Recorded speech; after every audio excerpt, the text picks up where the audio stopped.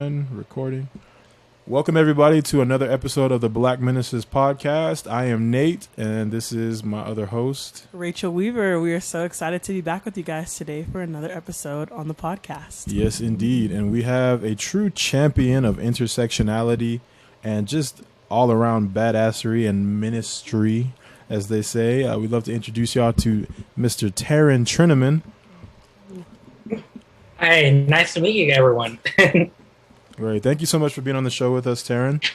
Just to get started, do you just kind of want to introduce yourself and just briefly talk about all the different ways that your identity intersects? Yeah. So my name's Taran Trinnaman. I'm originally from Highland, Utah. I lived there for half my life. My parents are both white. They adopted me when I was a baby. I'm the oldest of 9 kids. 7 of us are adopted. 3 of us are African American. 2 of us are Taiwanese. 2 of us are Haitian, and then the other 2 are surprise biological kids that came up in the middle. The Lord was just like, you know what you want? You need just 2 surprise babies. And so growing up, it was always madhouse in our house, and everybody thought my parents are crazy, but they ended up making it work. And a little bit more about me is I am very plainly to a lot of people, I'm very Black, I'm very African American. I also am a member of the LGBTQ community. I now fully identify as queer, both in terms of sexuality as well as in my gender, and how I experience gender in my day-to-day life. Which basically just means I'm not straight. A lot of people are like, I was confused, like, what does that mean? And it's like, I don't like girls, but it doesn't mean I just like men.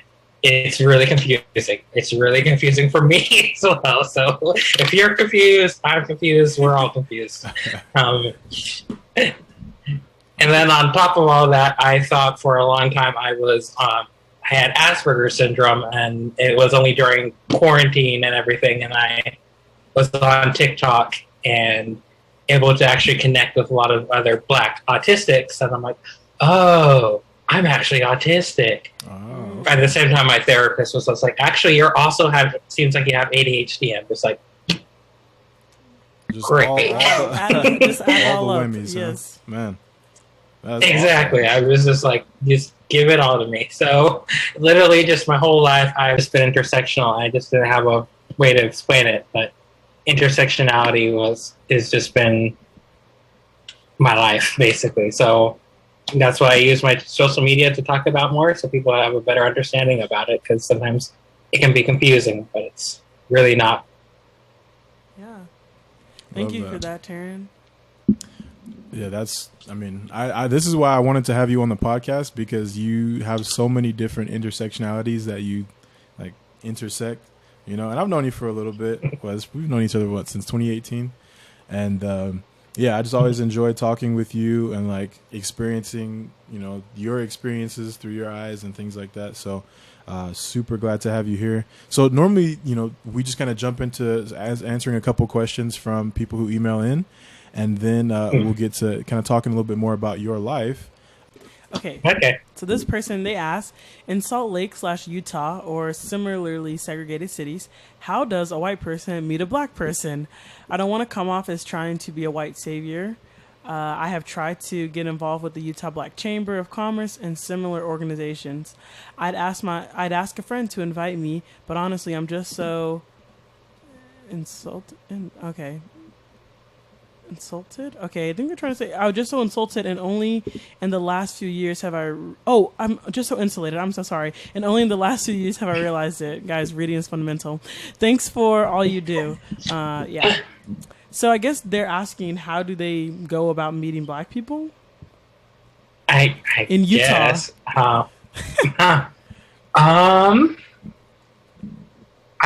because I would be like, I guess they follow the example of not the example. I was gonna say follow the example of my parents, which is like before they adopted any of us, they just tried when they were in college to get to know other people that weren't like them. So like if they noticed their friend group wasn't really diverse, they just kind of reached out. But it also, like, you're wanting to be like not weird about it, I guess. It's just I don't know how to explain this, because like I never like consciously, like in my head I'm going about like, how can I meet this minority I don't have in my friend group? I'm just always just like, you just gravitate to who is friendly and who is around you.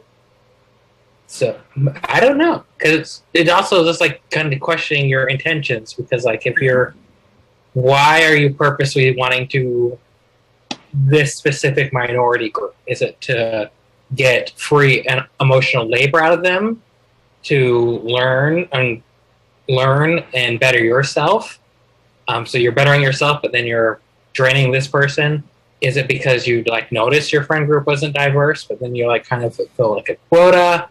Like, I don't know. It's just like, what, examine first your intentions, and then just try to put yourself in environments where like friendships can develop organically, and you will have a chance to meet a more diverse group of people, like especially like a Genesis meeting that's full of Black people, full of Black members.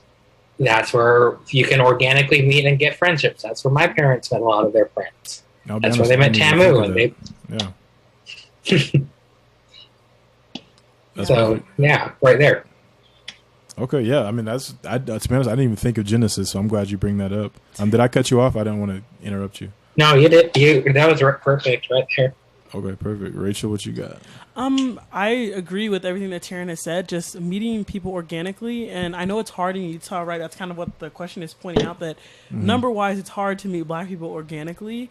And so you do kind of have to put yourself in spaces like a Genesis, which for those who don't know, the church created the Genesis group, which is a fireside that happens once a month. And it's specifically for Black members, African-American members of the church, kind of centered around the way Black church is outside of the LDS space. And anyone is welcome to come, but it's really a space where Black people are able to meet and gather who are LDS. And they have their own presidency. They have a young women's group, primary, everything. So it's a great space, but I think, like Taran was saying, really understanding your place when you're in those spaces, because for me, I've been in spaces where, white people who I don't know what their intentions were coming to meet Black people were, like at the BSU or something like that. And if your intentions are just to learn and to be friends with people genuinely, we can tell that. And I think that that's really important, because if you come off very much like, I'm here to gain a Black friend, not just I'm here to learn or I'm here to gain a friend in general, it can come off just not good. And so I think really being hyper aware of your intentions and how that's coming off to people is really, really important for when you are in those spaces with multiple Black people. Agreed. And yeah, I think, I mean, just like everybody else said, it is difficult to meet Black people organically, especially if you are not a Black person. I think that makes it a little bit more difficult. I think a lot of times the advice is just to like go and find those spaces.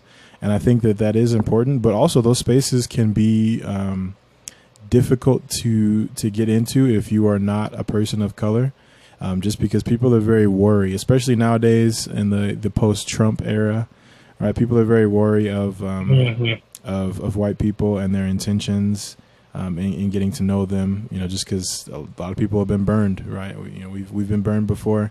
And so I think it's important to be genuine, to show just that you don't have any agenda, you don't have any specific, negative intentions or anything like that. You're just there to just be a genuine person, to treat someone like an individual. I think that's another thing. Black people can always tell, and other people of color, but we can always tell when someone is genuine and when they aren't. And a lot of it has to do with just the way that they treat us, right? So if you come in and you're acting super awkward, that's okay.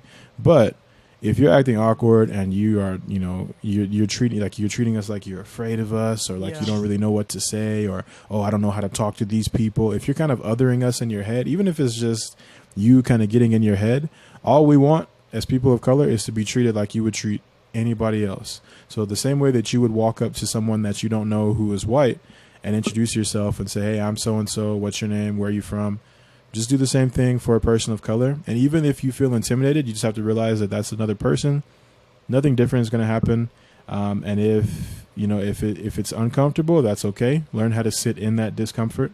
I think a lot of times people don't know how to sit in that discomfort and they end up dipping out. So yeah, I think that's the biggest thing. Just be genuine and treat people like people. Yeah, and when you get in those spaces, I've been in many rooms with all black people, and then there's like a handful of white people. You know, we are going to be looking at you and kind of your behaviors and the way you're approaching people. And like what Nate said, I think when you get that and you're in that space, like a black chamber, I've worked with a black chamber before. If you go to their events, like just genuinely try to get to know people and don't be weird. And people will know you by what you do and the way you treat them, and that will determine the way. Like how open, right? Kind of what Nate was saying, and how much access people allow you to have into the black community, almost to continue to learn and grow. Mm-hmm. I kind of have a story that kind of goes along with this, and this is kind of an extreme example. And to be honest, I have very mixed feelings about it because it was an odd interaction. But a couple weeks ago, we had a get together at my house. Oh my gosh! Rachel was there because I witnessed this. But we were outside. We were barbecuing. We had some food going, and we had like a little table set up, and there were chairs, and we were just hanging out. And then this guy comes over to us, a white guy, random white guy, never seen him before, never met him before in my life. Your neighbor, apparently. Yeah, he's a neighbor, right? And at first, I thought he was like a nosy neighbor, like coming over to complain. Or say something like, "Oh, you guys are being too loud," or something like that. That's what I thought, just because like the way he came over. But then when he found out it was just like a little get together, he was super chill, and I was like, "Hey, man, grab yourself a plate." Key emphasis: grab a plate, right? Like don't. So anyway, he went back to his house. He got a chair. I'm weak because there weren't any chairs left. He came back and sat down, and then. A few minutes later, he was eating or whatever. A few minutes later, I announced to all my friends, all right, everybody, we're going to go upstairs and we're going to have cake because it was my birthday, right? And so everybody's like, oh, wonderful. So, everybody starts putting up their stuff. And then we all head upstairs to go get cake. And this man just walks into my house. And I'm like, okay, all right. We've never seen it. Never seen it before. Just walked comfortably into my house. Couch too. Took off his shoes, walks upstairs, sat down on my couch, and proceeded to accept a slice of cake. And I'm just like, yo, I've never met this man. No. And then the crazy thing, he was the last one to leave the house too. Everybody was gone, and he was still trying to hang out there. And I thought it was bold. I thought it was interesting because I would never just invite myself into somebody else's house, right? But at the same time, I can appreciate it because he came in and he was just talking to people, And even though people were like, okay, who is this man? Because we all knew each other and he just showed up. And so everybody was like, Nate, who is this guy? Like they came in the kitchen like, who is this man in your house? I was like, look, I don't know. I know as much about him as you do. But the fact that he was willing to come into this house full of black people, it was like 20 black people, and just be comfortable in doing that in somebody else's house and just having conversations with people. I was like, okay, I can appreciate that. That was genuine. It was weird.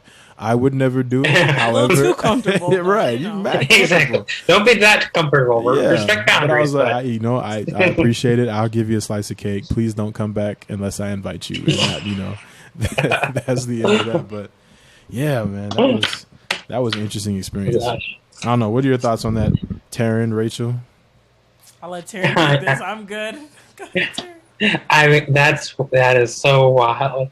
I just every day, sometimes look up in the heavens and ask my heavenly parents, give me the confidence of an average white man, please.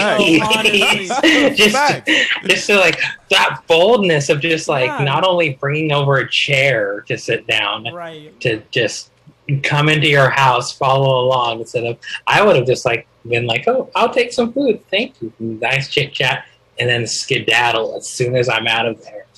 But yeah, just kind of. I guess that's how you organically meet. I keep thinking about Blackish and how like they tackled that on ABC because that was hilarious because they always are just like white people. We can tell when you're being either super uncomfortable, or when you're like that and they're like you're way too comfortable with like we're not that close. Right. I get that, yeah. So yeah, that's like don't start using slang after we just start meeting.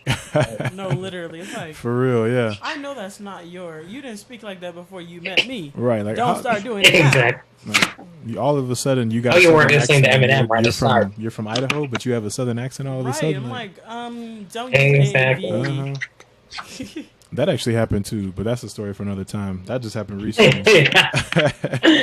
Oh man. Okay, so we got one. Do we want to jump to these? Maybe. Yeah. Just because I don't want our. That's true. Yeah, we don't want our time to run okay. out. All right. Yeah, we cheat. We got the free version of Zoom over here. All right, so we're gonna jump into the interview with our main man Taran. We got a couple questions for you, Taran. So I guess to start off, obviously you used to go to BYU. So we want to know like what made you decide to come to BYU, and then once you were here, what led to your decision to leave BYU? So, my family actually has a really complicated relationship with BYU. Mm-hmm. My mom's side of the family, big thing with BYU. My grandpa used to work there, so my mom would go there all the time and visit. When she was little, he used to actually work at the bookstore. So she would visit there all the time. That's where my mom went to school briefly. And then I think she transferred over to UVU. Yeah, she transferred over to UVU to finish her degree. Recording in progress. So, yes, she went to BYU briefly, but then she went back to UVU for a bit. Her dorms were BYU housing, and that's where my parents met. But then when they got me, and then two of my younger siblings who are African American, and they really wanted us to stay with the community, they had some friends who were black football players at BYU, and so they introduced me and stayed up there at BYU. They started to actually help with the Black Student Union in the 90s. I think they actually helped do the first perspectives. I think they started with perspectives. Yeah, really? Helped with perspectives. Okay. So they helped with perspectives. They had adoption fairs there for interracial families. So growing up when I was little, I had most of my experiences with BYU were around black people, around all these older black people who were really impressed I could double dutch. So I had all these really good experiences with BYU. And then when I was in high school, I did the whole SOAR program, and I had amazing spiritual experiences there. But also now at the same time, I look back and be like, were they they were really spiritual, but also at the same time, we're like, do I really want to go here? Mm-hmm. But then a spiritual moment would happen to be like, I'd be crying and be like, I love you all. Yes, I'm coming here. A lot of emotion involved in the decision, yeah. Exactly. Just a whole bunch of like 18-year-old boys all hugging each other. It's like, I love you, man. And I don't even know you from Adam, but yeah. Anyway, so that emotional decision led me to going to BYU, and I enjoyed it, and I was just like, this is nice. It was great to be in an environment where I was learning classes, but then also I could apply it with a Mormon lens to like how I could apply it to my career and everything. Then I remember it was in my American Heritage course where I first got the inkling, like, oh dear, this might be an oh dear moment. Where we were talking, we did a whole week's worth on like the Revolutionary War, the founding of the nation, even talking about like relations between the colonists and the natives. And then the Civil War and the Reconstruction era was over in like 2 class periods, including where like the teacher specifically, it was like there's all these issues that led to the Civil War, mm-hmm. and then racism, and then like slavery was a part of it, but there's all these other issues. I'm just like, no. All those other issues are to slavery. It doesn't also help that the dude also wrote the book for the class. So he had the materials and he had the resources, so he could have made it last more than 2 class periods. Right. But so yeah, it was all like, but then I like brushed it off and like, oh, it's a one-time thing. And then just over time, it's just all these racist experiences, either from teachers or from classmates, that just are just like, I'm not feeling very safe here. And then it was escalated when I left for my mission and came back. So I left actually for 2 years, from 2015 to 2017, for the Kingston Jamaica Mission. And I don't want to say like the Lord has a sense of humor, but they do know how to kind of hammer in some common sense sometimes, because he dropped me in one of the blackest missions I've ever been into, areas I've ever been to, religious cultures I've ever been to, but also the most homophobic island in the Caribbean. Ooh. Where as soon as missionaries get on the island, specifically the elders are told by the older elders, listen, people are going to think you're gay, and they may threaten to kill you. So don't take it personally. Sheesh. My companions who are all straight are just like, okay, and I'm just sitting there, closeted gay black man, like, oh man, yeah. I remember one time somebody asked me if me and my mission companion were partners, and I was like, "Are you serious?" Because it was like some skinny dude with red hair, and I was like, "Nope, not my type." But no. I literally, one of the scariest, but then also funniest moments of my mission was we were talking to this dude's jacked as heck, and this one dude just zeroes in on me, points at me, and goes, "You're not straight." And I'm like, how? Does he have the spiritual discernment? Oh my gosh, no. And then the next moment he follows it up with one. And all his friends are just like, how do you know he's not straight? And just like, because he just told us about his college and he didn't do drugs. Obviously he's not straight because he doesn't do drugs. I'm like, interesting. Actually, no, that would actually make me straight in the gay community because I don't do drugs, but sure. Oh man. Okay. So like with all of those experiences and things like that, and then like your family's complicated relationship with BYU, I guess what was the thing that took you away from BYU? Because correct me if I'm wrong, but you went to an internship in Florida and you never came back, right? Yes. Mission, and then I just saw you on Facebook and nowhere else. I was like, what? Taran was like, I'll catch y'all later. I'm in Florida living my dream. I'm being free and not getting any dates, but I'm free. So I came back from my mission, and I had actually kind of came out to my mission president right before I left because I had a big mental breakdown because Trump and everything in Utah, and I'm like, oh God, no. And he was just like, make sure you get a therapist when you go home because it sounds like you're depressed. I'm like, thank you. I am. Right. They'll just tell you to pray and get married.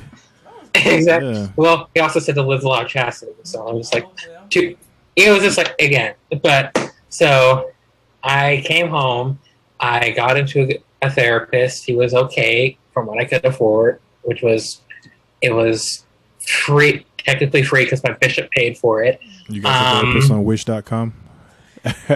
No, he. So the only way I could get it is I had to explain some things in my past, and so he worked for an addiction clinic, but for sex addiction, porn addiction. So which really the thing is not not at all what I actually needed. Yeah. So he did, and I did a lot of help with that. I'm like, oh my goodness, all this racism, homophobia, and things, and I could accept myself. but also at the same time, it was very much like, I feel like I'm in the 12-step program again. This isn't good. Yeah. But it helped with everything and helped me get to the point, at least when I got back to BYU, it was kind of like the rose-colored glasses got removed, and I was just like able to see, oh, this is a lot. This is a lot. My mental health actually was not that good before. But then what was really kind of, and it just like, I started back in like I don't want to say spring, like of January of 2018. And so just throughout that year, I just like, there would be things teachers would say about like the LGBTQ students on campus protesting about the honor code, or people writing op-eds about it in the paper, and people then complaining about it in our young single adult ward, and all these things on top of the racism were just like building everything. But then like what the straw that broke the camel's back is I took in winter of 2018, I took a Mormon anthropology of Mormonism class, and that teacher is absolutely wild. On the very first day, asking us to call him master because he is a master in his degree, and we're like, no, no. He's just really like, so my name is, I am Professor Blank. But since I have a master's degree in this thing, I am also comfortable with you guys calling me Master Blank. And literally all the POC, literally all the POC in the room, just without thought, synchronized, look at each other, and we're all like, hell no. Hell no. That's one thing that people of color will do. We will look at each other. We will share a look in a room. And like, even a lot of white people were just like, no, I'm not comfortable with this. There was one person that did though, and we're all, every time she said it, we're just like, no, it was a girl who's, so like the girl who would always refer to the teacher who was a guy, and he's super elderly, as that like Master M, or like, all our ancestors are just like, no, he was a trip. But anyway, he signed my group. That sounds like during the year he gave us. I really don't want to think about that with him, but not at all. But anyway, I am shook. I'm sorry. Continue.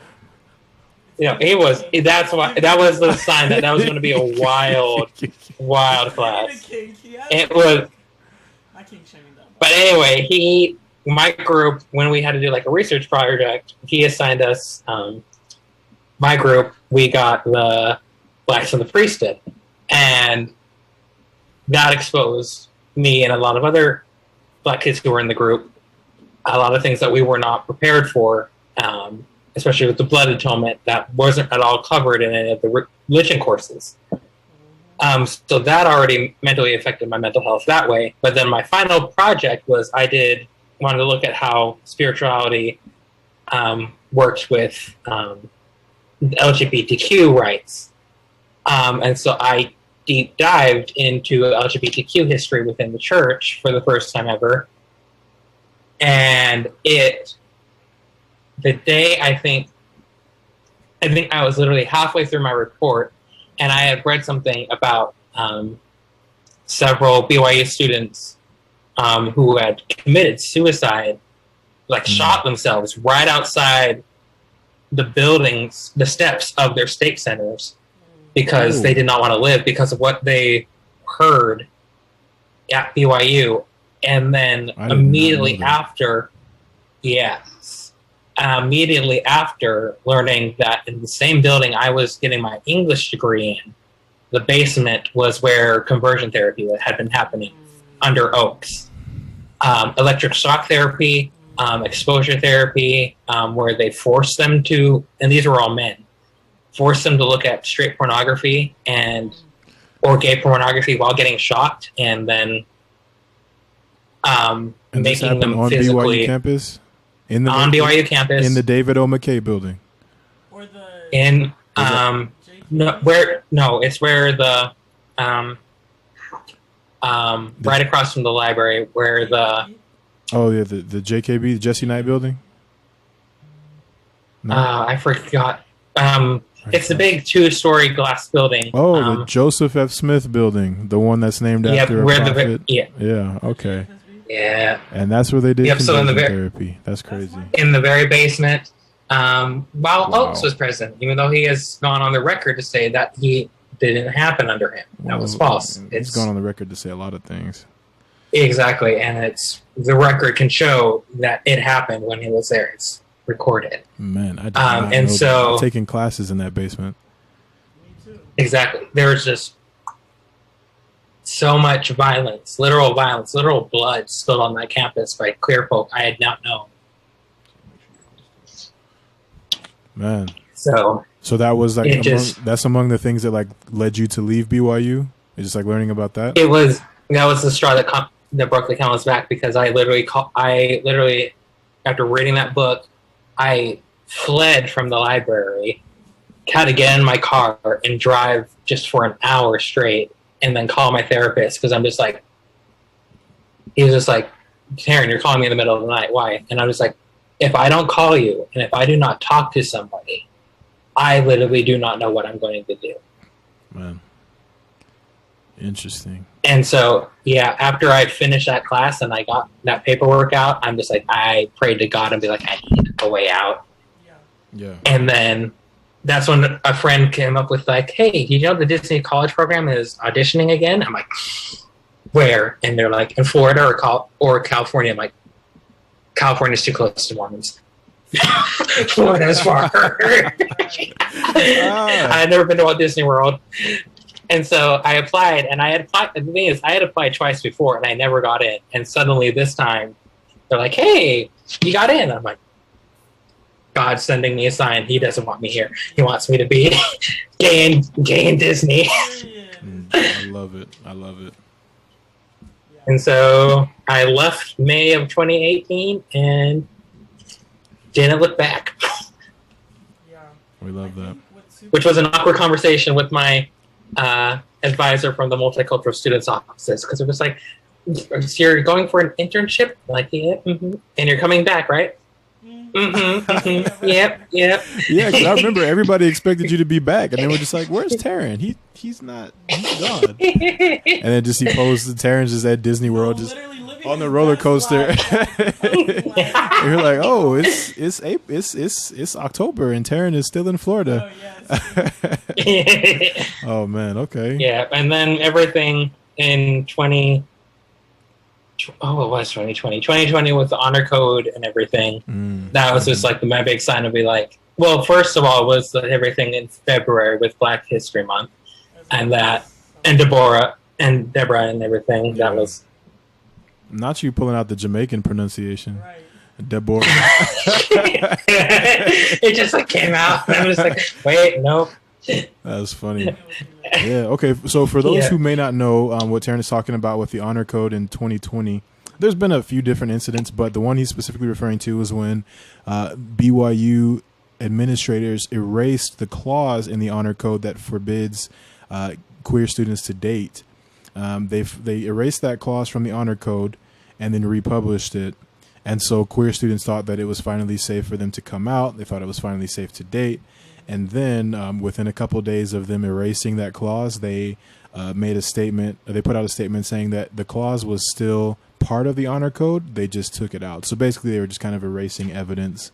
It's still not technically, quote unquote, legal for queer students to date on campus. They made that very clear. Right. They made it extremely clear, and to the point where a lot of students felt very unsafe and ended up leaving BYU, queer students specifically.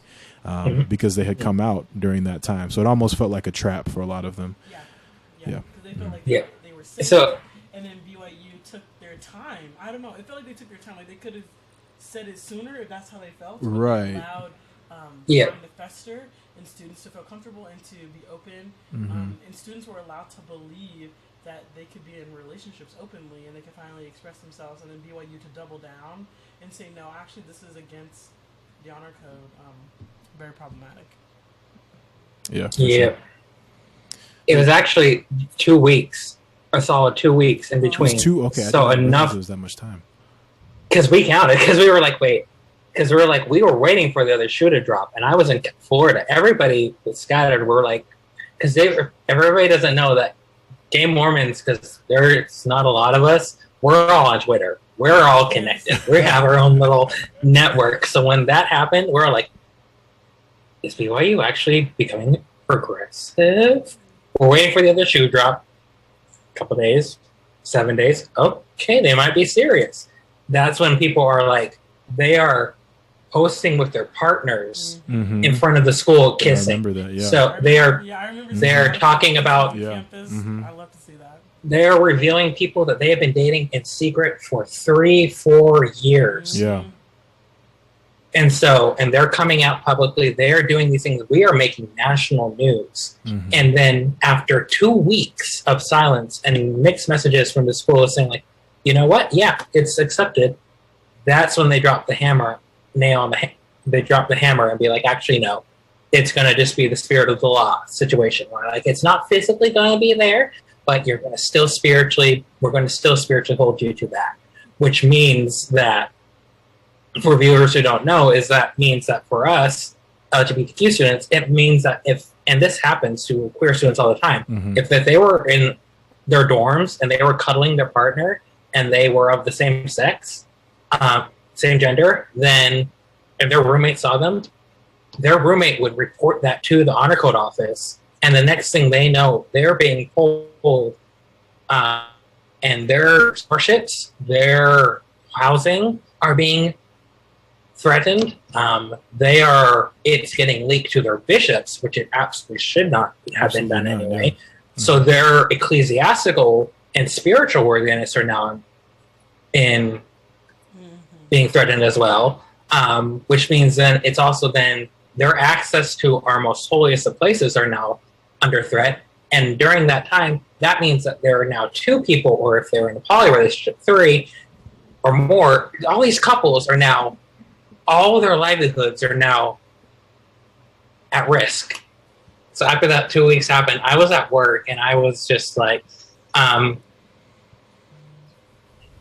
I just felt so betrayed and so hurt, and just like, it was just like, finally, I'm just like, no, I'm just absolutely done.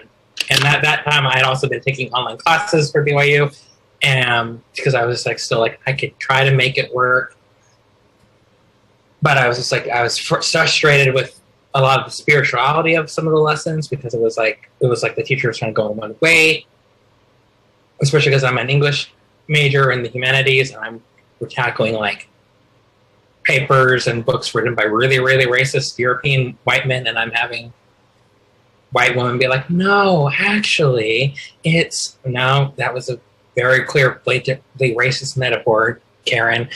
It's just like, so it was just, so that decision, the whole debacle with the honor code was finally just like, I will never be safe there. Yeah. And I'm safe down here with Disney, with people who actually celebrate me, who like me. There's a lot of gay dating, so much gay dating, too much gay dating sometimes in some places. You're like, oh, this is awkward, but still a lot better than BYU. And so I just made the decision I transferred it. So there's actually a foundation that is run by former BYU students and allies called the Out Foundation. And they're basically, their whole role has been since at least about 2008, since also the only LGBTQ club on campus, well, not on campus, off campus, because BYU won't let them meet, which is USGA, Understanding Sexuality, Gender, and Allyship. They're an offshoot of that club, and they're basically, their whole thing is they run events to help bring awareness and to what's going on at BYU, and also it's greater acceptance in the community, but also to basically create and do scholarships to help people, LGBTQ students, transfer out of BYU, especially to go to other more accepting universities. And through the Out Foundation, I was able to get get all my fees paid that I needed to be, all the transfer fees and everything that I needed so I could transfer from BYU to UVU. We love this. And I never looked back. Now, though, it's hilarious that now that in 2022, I probably basically just dropped out of UVU. But I'm just like, it's either survive everything and DeSantis, Governor DeSantis, oh my Trump's goodness, number that's right, 'cause you're in one. Florida. Yeah, I'm in Florida. I have DeSantis. I mean, you guys got Mike Lee and everything there, but I got DeSantis, and I'm just so it's like either I survive that or I do well at UVU. Yeah. And you chose to survive. We love that. So exactly. We have one more question for you as we wrap up this episode today. So, what advice would you give current BYU students who are either out and are part of the LGBTQ plus community, or students who aren't out at BYU and who are part of that community? What advice would you give them? Run to the hills. I'm just kidding. Well, not kind run to the hills. Terrifying to have these people out in the Rocky Mountains like the Von Trapp family said singers. Run as fast as you can. Like the hills are alive. Right. No, I mean, honestly, like there's so much discourse in LGBTQ more TikTok. Like, can we like start up a commune in the Rocky Mountains? Just like build up a place on a hill, have a house, a light on a hill right near BYU, but make it as gay as hell. Just like a big commune, just bringing all the queer students in. Just like bring us your week, you're tired, just come on. Somebody even said like we could call it the greatest spacious building. Yeah. Yo, I support this idea. Yeah, me too. I love this. I'll run the shuttle. I'll shuttle people back and forth. Or just like, or we could just make a houseboat. Currently, that's also like making it a houseboat in the middle of Utah Lake, but that's drying up, so we don't know anymore. Yeah. But that's I would. Yes, exactly. Is if we can't do it, build it on a mountain and make Brigham Young roll in his grave. Period. Build it on. It's going to be on the houseboat. Make that little bigot roll in his grave. But I think the biggest advice I could think is stay connected with the community. In BYU through USGA. There are so many resources there. Stay with them. They'll also help you to network outside of BYU, and that it does get, I wanted to say it gets better, but right now we're literally at a war with our civil rights. So right. It won't get legally better for you outside of BYU, but it gets better for you as a person and being able to authentically be yourself without looking over your shoulder. So if you're thinking about transferring from BYU, and if you have the means, consider to do so. But if you don't have the means to transfer from BYU, immerse yourself in the community. Especially not just dating, but also in clubs and drag events. There's a whole underground drag scene in Provo in Utah County. That's hilarious. Just immerse yourself in your community because the community is truly an anchor and a lifeline, and that's what made me be able to stay as long as I did at BYU. Was the community I found there. And yeah, I really can't be super helpful with everything right now, but I mean, you can be authentic. That's amazing advice, yeah. Yeah. And there's going to be a lot of students who hear this who are going to love that.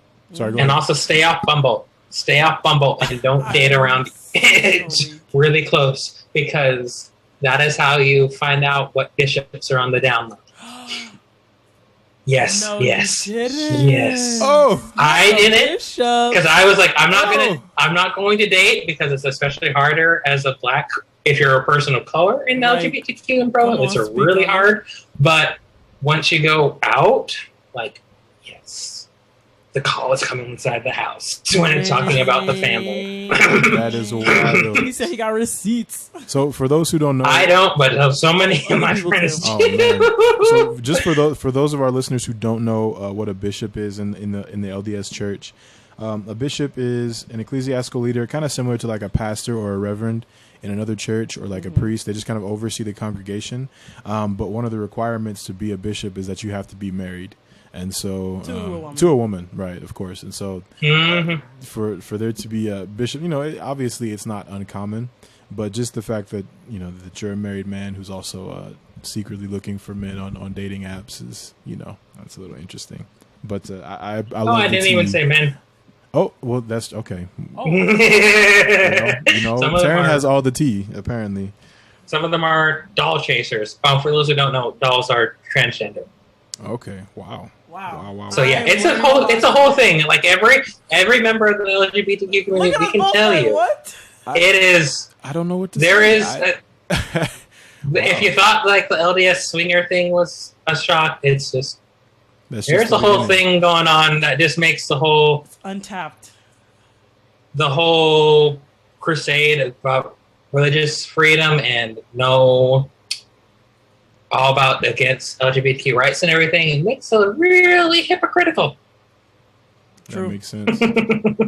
Obviously, it's some of the people who hate them. This goes for anything. Some of the people who hate themselves the most are the ones that go the hardest for the things that are contradictory, right? Black people who hate themselves go the hardest for white conservative views. Yep. You got your Candace Owens and your Clarence Thomases, and then I guess it's the same in the LGBTQ community. Mm-hmm. Probably some of the most homophobic bishops and church leaders are the ones that would have the most to gain from progressive viewpoints. But man, Taran with the hot tea. Thank you. I want names, to be honest. Right? I don't have the receipts, but I'm just like, come join LGBTQ Mormon TikTok. On TikTok, on Twitter, we are a hoot. We have the receipts, and we're tired. We're queer. We're here. Yeah, we're exhausted. The queer community and the LDS Church and like the liberal community stay on Twitter, and they stay ready, like so ready. I can't even keep up on Twitter with y'all. So like I try, and I be getting lost in the sauce. Seriously, they don't play. I believe it. Twitter is a whole different beast. Twitter they don't play. Like that is their stomping grounds. Man. But Taran, thank you so much for the menace energy that you brought to the podcast today. Mm-hmm. It was well needed, and our listeners are going to love this. Yes, they are. They're going to love it. So be prepared for that. But before we go, please be sure to follow the Black Menaces on Twitter, Instagram, and TikTok. And if you have any questions or you want to share your menace moments with us, just opportunities that you've had to be a menace or start difficult conversations in your community, please be sure to email us at blackmenacespodcast@gmail.com. That is blackmenacespodcast@gmail.com. There's no "the" at the beginning. And that's all we got for you today. But yeah, that's it. Thank you so much, Taran, for joining us, and we appreciate it. It's great being with you guys. Thank you. To our wonderful listeners out there, don't forget to always be a menace. Thank you. Yeah, outro music fading away.